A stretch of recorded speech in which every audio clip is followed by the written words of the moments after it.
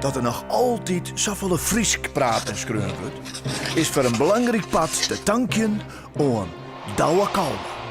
Er is haast geen een die het zoveel werkdien had om het Friesk voor de moderne tijd te behouden.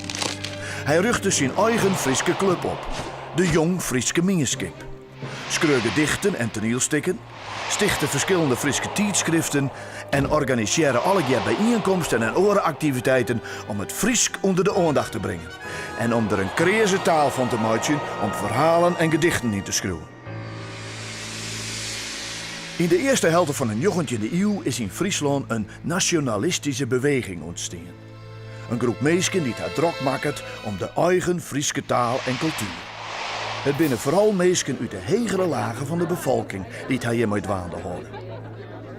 Later wordt dit culturele werk vooral overnomen door onderwijzers en journalisten. Ze richt in 1844 het Friesk Selskip op. Ze schreeuwen verhalen en toneelstukken. Voor zelfs om het Friesk onder de mensen te brengen, maar ook om van de lezers netjes een mensen te maken. Borgers die discipline hebben, evenredig binnen en het beeldje willen.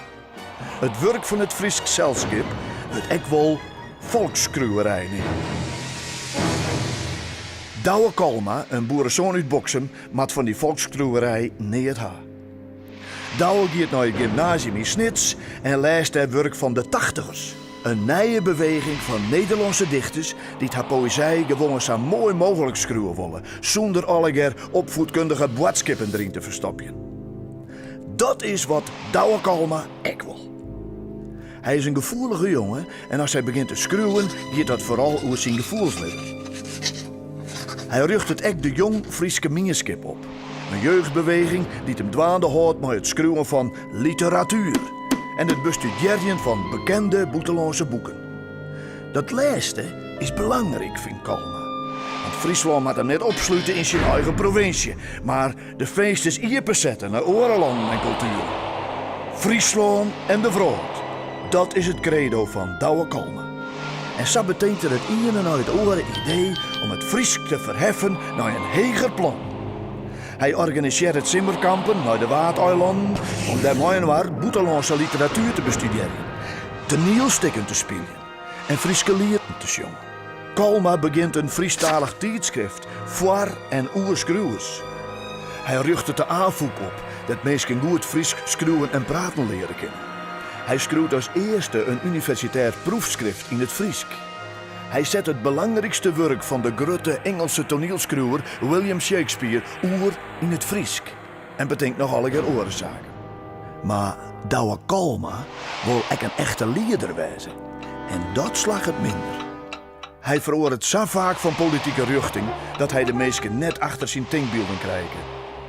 Pas in de jaren 30 van de 20e eeuw, een paar jaar voor de Tweede Wereldoorlog, liek het er zijn plakje van te hebben. Maar dat is het plak van het fascisme. Het fascisme dat de ene cultuur boven de oren stelt. En in de oorlogsjaren schreeuwt Kalma voor tijdschriften die het met de Duitsers houden. Na de oorlog bedarret hij in een gevangenkamp en mag er eerst net meer schreeuwen. Maar al gauw pakt Kalma de pinnen weer op. Na vereen van tijd sluiten de Friezen hem weer in de jerms. In 1953 maakt het een auto-ongeluk een eind aan het leven van Douwe Kalma. Kalma wordt joer te dag vooral waarderen vanwege het grote aantal ideeën en activiteiten die hij voor de oorlog bij de eind had.